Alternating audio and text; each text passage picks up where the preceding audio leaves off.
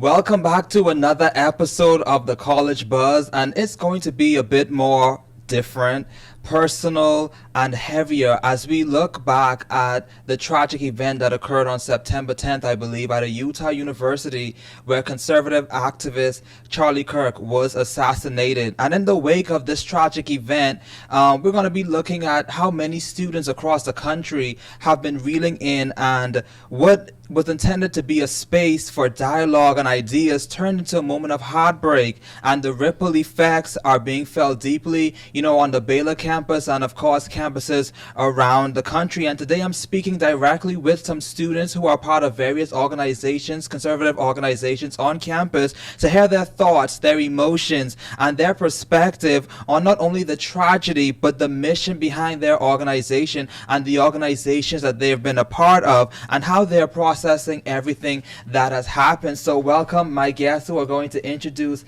themselves to you guys. Welcome to the show. Awesome. Yes. Thank you for having us. Absolutely. Tell us your name and your relationship with the various organizations that you're a part of. Yeah, my name's Barbara Checkett, and I was involved in Turning Point during high school. I kind of got involved during middle school just watching Charlie Kirk's videos, and they impacted me greatly. So I joined my Turning Point chapter in high school, and then I took a gap year before going to Baylor, and during that time I actually interned for Turning Point USA on the National Field Program high school team. So I was helping the outreach to all the high schools, and that was just an incredible experience, and that's kind of how I got really involved with Turning Point. Awesome. My name is Catherine Mickelson, and I kind of first heard about Turning Point when I was in high school as well. I was the president of our Young Conservatives Club in high school, and then when I came to Baylor, I really have enjoyed attending a lot of their events, and then I'm the president of Network of Enlightened Women on Baylor's campus. Nice. And we do a lot of partner events and speakers with Turning Point. Awesome. Should I move this? Yes, you can move it. Yes. Perfect. So my name is Jacqueline Deckard. I'm also a student at Baylor. I first kind of heard about Turning Point probably whenever I was a freshman in high school. Kind of came across some of the events through social media. I ended up attending my first event with them in 2021, and then the following years as well. And then once I got into college, I also joined Network of Enlightened Women, and I now serve as secretary. Nice. Now you guys can just come a little bit closer to the mic. Yeah, a little bit closer, just so to make sure that it picks it up. And guys, just ignore the TV thing in the background. It has a little whimsical feel, but that's all right. So before we get into the recent events, can you tell the audience? I know that Barbara touch on it just a little bit. So what first drew you guys to Turning Point or, Charlie Kirk? Yeah, I think for me it was really seeing his outpouring of free speech promotion. That was something that I hadn't seen a lot of. I feel like a lot of people kind of shy away from politics, and it was just really intriguing to me to see someone so bold in wanting to start controversial conversation and engage in dialogue. Right, and it's interesting that some things that we consider to be controversial today, sometimes people say, oh, well, that's been common sense. It's been, things that has been, normal or what we would consider normal today. So it's very interesting that now these certain topics are now seen as controversial today. Yeah, sure. What was the question? Oh yeah, so how did you connect to what first drew you to Charlie Kirk, Turning Point, and the mission? Yeah, I think that so I grew up, it was probably whenever I was about in 4th or 5th grade, with the 2016 election. I was just very drawn to news, and I would watch the news all the time. I would come home in elementary school and watch the news, and so that's where I think that the light bulb kind of went off for oh, I kind of like politics. I like, the discourse. I like how there's so many ideas. It's ever changing. There's so many things I liked about it, and I found that it's kind of difficult to talk about politics, especially when you're in 5th grade going into middle school, and it's something that you're so interested in. And so my parents really, they had their own political viewpoints, but they kind of just let me develop the views that I currently have now, and kind of let me go from bottom up and see, why I believe what I do. Right. And so I think I came across some of those videos of Charlie Kirk from Turning Point, and it was, promoting more conservative principles, and I was like, these are things that I agree with, and it was just really great tools for learning and just feeling encouraged, especially when it can feel like you're really outnumbered and you Right. don't really know what's next. But it was just really great tools that I could learn from and kind of consider as I was on that track. Awesome, awesome, awesome. Yeah, I totally agree. I think the big part when I really started to get more involved in listening to Charlie was kind of during 2020, and I feel like during that time media was mostly like liberal voices, and if you were conservative you'd kind of be like chastised and kind of come for and canceled, and cancel culture was huge back then, especially, and I think just seeing someone who's outspoken and wants to see the youth, I think before Charlie I don't think there was as much of a youth movement in the conservative space, and I think he ushered that in and kind of let youth voices be heard and let us have hear his ideas. And I think like during that time, that's when I really kind of learned about him, and it just kind of took off from there. And I'm from Arizona, and that's where he's based. Wow. So he would have events at like Dream City Church, and I'd go to those. And then Jacqueline mentioned AmFest, and I went to that as well. So just like him bringing this movement to the youth and seeing all of his videos and being encouraged by that. Nice, nice, nice. So for those who may not know about Turning Point, or the mission, can you guys tell them a bit about the mission of Turning Point, and a little bit of how maybe it came to be and the work they've been doing across the country? Right. So I think that some of the key principles of Turning Point would probably be that they promote and kind of equip students with the ability to be well versed in principles like free speech, fiscal responsibility, limited government, even free markets, things like that, and those kinds of principles. And I think that it's really kind of a cool story whenever you look back into it, and that Charlie Kirk had this idea when he was 18 years old to like kind of start this youth conservative movement. And I think that ever since the tragedy of his death, there's all sorts of stories resurfacing about like, man, he was really passionate about this kind of stuff in high school, and that he just kind of had this idea and was like, I want to keep moving forward with this. And then it kind of, you meet the right people, you get donors to pour in and people that believe in you, and you can make something out of it. That's so good. That's so good. Yeah, and I thought something that's really cool that is kind of cool to Baylor specifically is I read his book. One of his books is called The College Scam, and he actually mentioned in that book that he came to Baylor and he talked to, I don't remember if it was the dean, but he talked to someone high up at Baylor, and he kind of told them his aspirations about Turning Point and a conservative organization he wanted to start. And he told them basically like, hey, I would take maybe a year off and then come to Baylor, but try this idea out. And he did, and it kind of just took off from there. Really like grassroots organization, and really like wanting the youth to equip the youth with the knowledge of what's kind of going on in the world and let them have a voice. I think that's just a big message of theirs, and having free speech and conservative values. So. Right. That's awesome. That's awesome. So we're taking a bit of a turn here, and I'm going to play this video.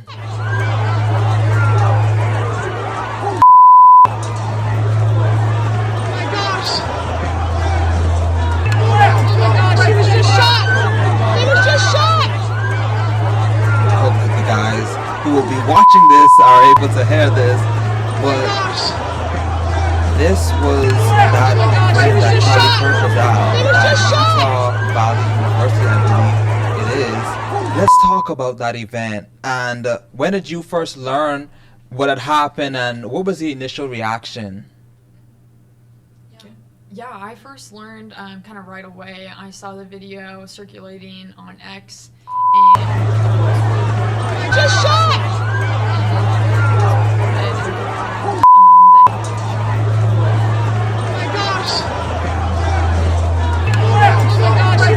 And then we ended up getting the news that it was confirmed that he had passed away, and just the tragedy of that and the shock of it happening.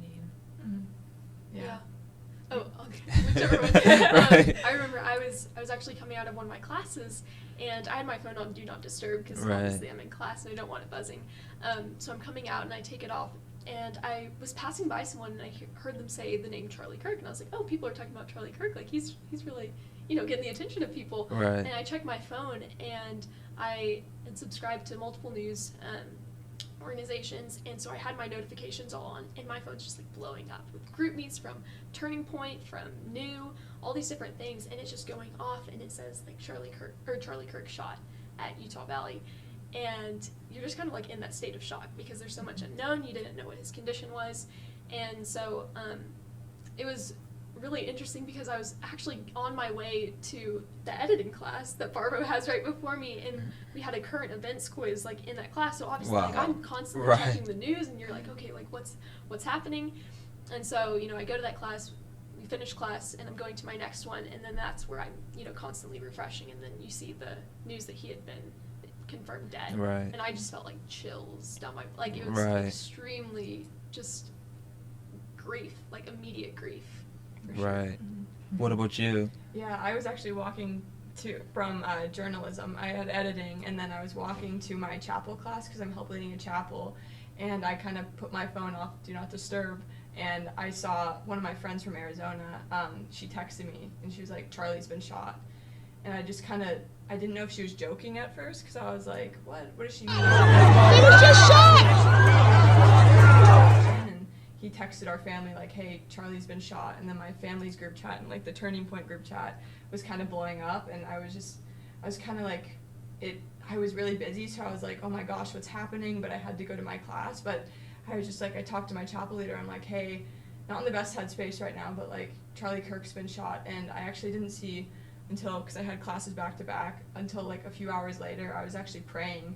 I was like, I just pray he's okay, and then I opened my phone at the newest update, and I saw he had passed, and it was just very devastating. So Absolutely.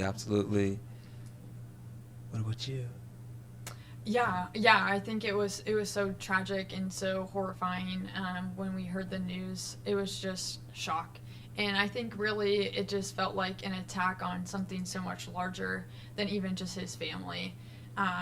We grieve so much for his family and for his kids, and that the fact that one of his children was there, and for all the students that saw that, but also just for the attack on conservative values and Right. free speech that it was.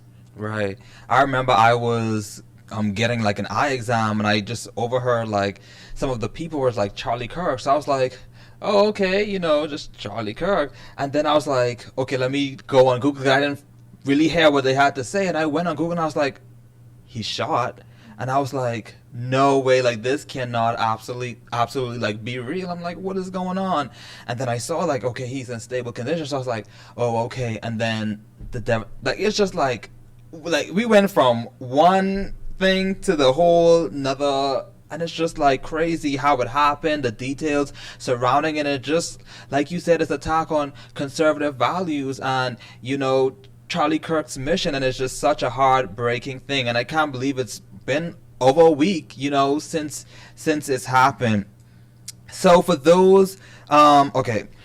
So there's been a lot of speculation and emotion, surrounding the event, of course. So what's something, you think that people may not fully understand? I know there are a lot of rumors, there are a lot of, misconceptions. So, let's bring a bit of clarity to that from your perspective. Yeah, I think that one thing that everyone should understand is that political violence, no matter who is the victim of it, should never be tolerated and should never be celebrated.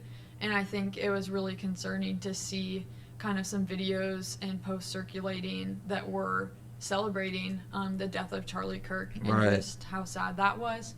And then there were some false narratives too that were also going around that the shooter was like a right-wing mega supporter, and that kind of circulated even on popular shows like the Jimmy Kimmel Show. And Right. so while that event is kind of still ongoing, unfurling, I think that's been one narrative that we've seen. Right. So for all of you guys, how has the tragedy changed how you view the role of political events or guest speakers on campus? Yeah, I think it just kind of it shows the importance of having, because you think about it, that Charlie Kirk, it's almost like since he's passed, his legacy is just so evident, and his name has become so much bigger because of what he did and because of those conversations that he started.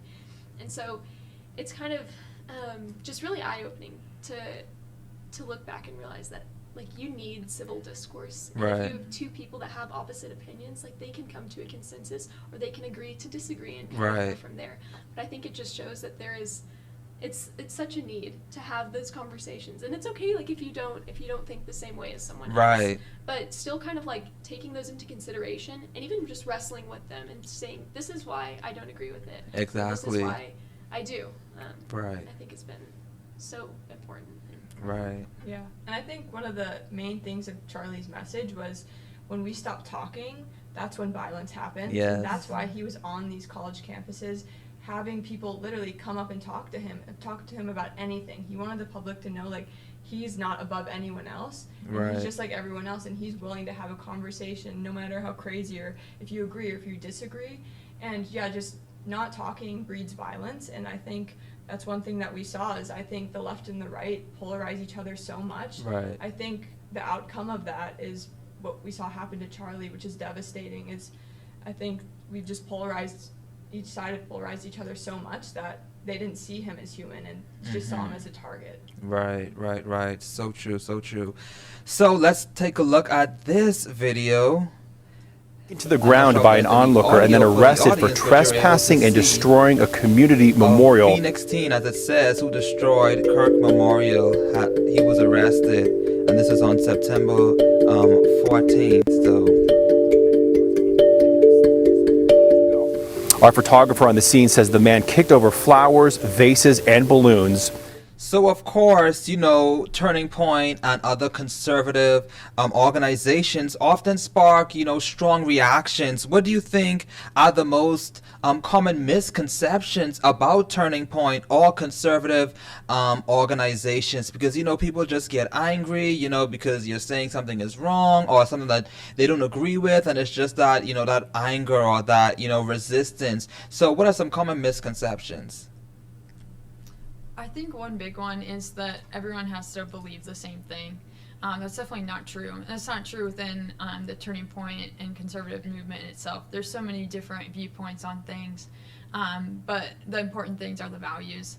And I think that Turning Point really shows Christian values as well, especially through Turning Point Faith. That's been a big thing that they've really expanded recently. And just seeing the way that Charlie Kirk would openly talk about Jesus and bring things back to Jesus. I think you see that even with the political discourse that he would have. He would have a father talk to his son, and he would mediate the conversation.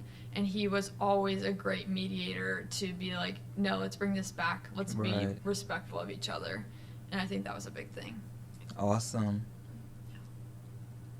Anybody else? Can you repeat it one more time? Yeah, so there's, you know, been a lot of like emotions and things like that people love to attack, you know, conservative values and have that anger. So what are some common misconceptions that you feel as if it's important for you to clear up, you know, for those people who just see conservative and automatically resistance, rebellion, and like we saw in the video, the guy just, you know, destroying Kirk's memorial because of something that he possibly may not have agreed with that Kirk may have said. Yeah, I think we just need to remember that everyone's human. Yes. And we all have our own lives. Like, Charlie left behind an amazing wife and 2 children. And I think that, as I kind of said before, like, we really dehumanize each side and just remembering, like, we are people. And I think just keeping that at the forefront of our mind is even if we disagree, we're all people at the end of the day. And that Right. shouldn't, even though, like, I think, especially with conservatives, we're called fascists and we don't care about others and we just want to hurt, like they talk about a lot of times like trans lives and things like that, and we don't care, and that's kind of the opposite. We do care so much, and I think that really gets misconstrued that we just want what we want and we're just going to push everyone over for it, and I think that's not at all. We want to lead humbly and with compassion. So That's so good. That's so good. Yeah, I was really going to say kind of the same thing, is that it's, you know, you get a lot of names and a lot of different sort of false titles against you, but and saying that maybe you hate this group of people, and that's never the root of it. It's just that you're trying to explain values that you truly believe in and you truly believe will set them free. And I think that Right. Charlie Kirk was really big about that, about like, you know, allowing people the opportunity to have freedom and not be Right. locked in the ideas of their own minds. Right. That's so good. That's so good. So, do you feel as if your organizations are able to have open, respectful conversations on campus, or is that becoming increasingly difficult? Yeah, I mean, I think we see this a lot with tabling. There's always some people that are going to be more receptive and actually come and have a conversation, and that's really what we welcome. We welcome any viewpoint to come and to talk, and we want to know why you believe what you believe, and you can ask us why we believe what we believe. But I think that, yeah, there can be more violence when people don't engage in conversation. I think people miss out on the fact that we typically agree on a lot more than we disagree on. And it's a shame that some people will just see something and maybe say something hateful or repost something that's hateful, do it behind a screen rather than have a conversation face to face. Right. So true. Yeah, I will say I think that Baylor has been such a great campus for just free speech in general, because you think about there's so many other campuses where there's a lot of tension, and you could just see that between students on campus, between students and professors, but I think that Baylor has just been such a great campus for just allowing free speech and discourse. And you were giving a great example of tabling. Turning Point does a ton of tabling, where they just will put up a question on a whiteboard and just get people's thoughts. Do they agree? Do they disagree? And engage in conversation right there. And I think that's just a great example. That's awesome. Yeah, I totally agree. I feel like Baylor's just done such a good job of fostering community in that way where we can have discourse. A lot of my friends go to ASU where it is a lot more polarized, and that's one of Charlie's big messages, was going to ASU and making sure everyone was able to have discourse and hear the conservative message. And I think just at those other schools, I think there is a lot of fear in students, which is honestly so devastating. But luckily here at Baylor, I feel like the discourse is pretty open and we feel safe voicing our opinions. But I know at other schools, students are not feeling that way. Right. So how do you guys personally balance being passionate about your beliefs with listening to others who disagree? And what examples have you learned from Brother Charlie Kirk?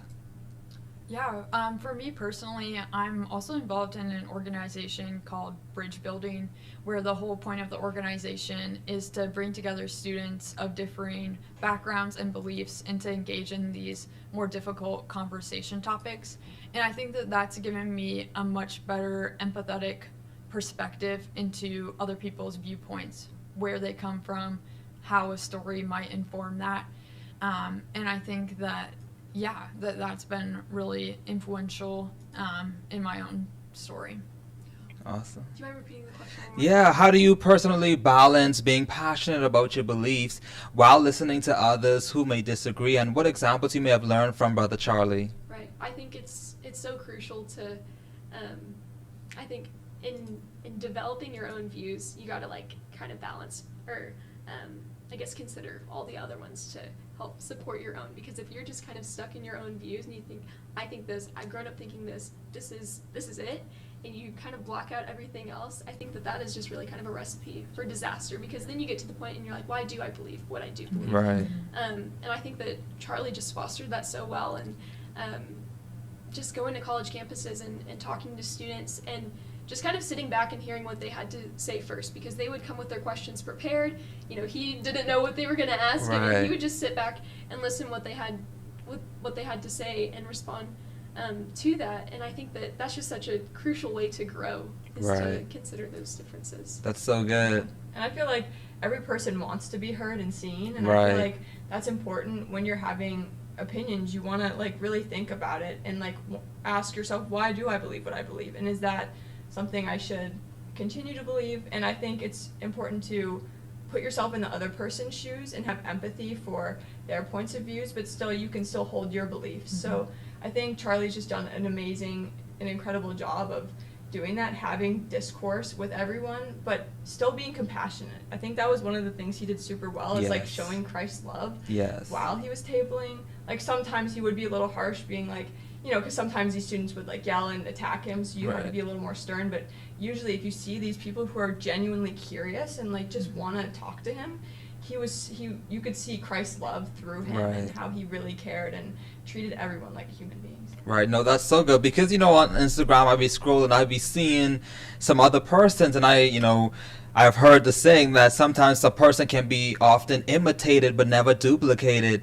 And I see a lot of Charlie Kirk's imitators, but they don't have that compassion like you guys talk about, that listening ear. You know, some of them are really they intentionally want to be offensive. Like that's their goal, to like get that one liner, you know, to shame the other person. But one thing I appreciated about him was his compassion and his willingness to listen and to be respectful. And like you said, because everybody wants to be seen and everybody wants to be heard, and I think that he truly valued that in other people. So that's awesome. So if Charlie Kirk could speak to students today who are hesitant about political activism, I know with his death, it has ignited, you know, a lot of fueling on a fire, on a passion, and a zeal in others, but there are some who may still be timid. So what would you think he would say to those who may be hesitant about political activism or worried about backlash, and you know, maybe some of his life or his works that you can point to? Yeah, I think you just say, keep talking, keep having conversations. He wouldn't want you to be afraid because he believed in Christ and that Christ would protect him. And Christ had a purpose for him, and even though he left way too soon, it was part of his plan and for a reason. And I think we're seeing that with the impact that he's had on this entire world, not even just this country. We're seeing kind of the world being changed because of him, and I think he would want us to keep having this honest discourse, even if you're left or right, or whatever you believe. I think that would be his message, and you could just see that through his life and how he encouraged that. Yes. I think a key phrase that he really stood by, you kind of like see it on like some of his merch and things like that, was never surrender. Right. And I think that he just really lived in accordance with that, because like Barbara was talking about earlier, like the more silent you just kind of refrain from, like the more you embrace silence and you kind of refrain from having those conversations, like that's when destruction starts to happen, because you just allow something to completely, you know, trample over you. Right. And I think that just standing firm, no matter what comes against you, if you have confidence in what you believe in and you know that it's truth, then stand firm. That's right. And I think he'd also want to be known just for his boldness of faith. Right. I mean, I know that was something that was so important to him, and it's important to us too. And you can't go and make more disciples and follow the Great Commission if you're not talking, if you're not out there being bold, and that means having difficult conversations. And so I think that's really what he wants for our generation, is to go and fight for values, to fight for our friends that maybe are living in cultural lies, and to be that voice of reason and give them opportunity to hear the gospel. Right, that's so good, so good. So I have one more video to play, and I hope that it plays the way that I need it to play. When I got home last night, And if they can't hear it, I will play Gigi, it. our daughter just ran on into YouTube my myself, arms. just add it in. And I talked to her and she said, "Mommy, I missed you." I said, "I missed you too, baby." She goes, "Where's Daddy?" What do you tell a 3-year-old? She's 3. I said, "Baby, Daddy loves you so much. Don't you worry. He's on a work trip with Jesus, so he can afford your blueberry budget." And my goodness, am I so humbled to witness, Charlie, you alongside Jesus right now, doing what you always want to do, baby. Making heaven crowded, right? What a heartfelt address. His wife, Mistress Erica Kirk, and that video was courtesy of Turning Point USA, by the way. What a heartfelt address. And that video just talking about that conversation that she had with her daughter. You know, who would celebrate, you know, such a tragedy when you hear a little girl now is without a father, you know? And what, like she said, she's like, how do you even respond to a 3-year-old like that? And what do you guys think about her address? Yeah, I think it was just touching. I remember I had come back from class and I had gotten the notification that they were going to be putting it on live, and so I started watching it, and you can just see, I think there was something so special about like the love that they had for one another, and you could just see that in the way that they talked about each other whenever they do interviews together. Like there was just such a connection between the two of them that only God could have allowed to have happened. Right. And so I think that, it was touching. Yeah, I think it just really showed her deep faith. I think there's a lot of different ways she could have addressed the nation, and the way that she went about it was so moving. I know it brought me to tears personally, and just to see, her love and compassion, and I think it just really shows how authentic their family is, and how close they were, and how central Jesus was to them. Yes. Yeah, and that was the clip, right, of her talking about her daughter. Yes. Yeah, I think just hearing how she had to tell her daughter, like, he's in a work meeting with Jesus. Yes. Because you can't break that. They don't understand. Like, their children are so young, and her son won't even remember their father. And I remember looking on, seeing Instagram and, scrolling, just seeing all of the videos for Charlie, and just the most gut-wrenching but also the most joyful ones were him and his daughter, and how when he was on a morning TV show, she'd run up to him, and how much joy they both got from each other. And knowing that it was taken away from that family is just awful, but seeing how strong Erica is and now she's running Turning Point. Yes. Just seeing how strong she is, and to be a mother to those children and also running Turning Point, and it's just she's so incredible, and I just pray for their family going forward. But I think seeing just the impact on his children is just awful, and she's so composed, and I don't know how she's doing it. Right. Yeah, I agree. So, before we end, I have something called a buzzboard. So that's where you guys have the whiteboards and the markers. And before we end today, I want you to write one word that you would describe Brother Charlie. So one word, how would you describe him? And I will cue the Jeopardy music.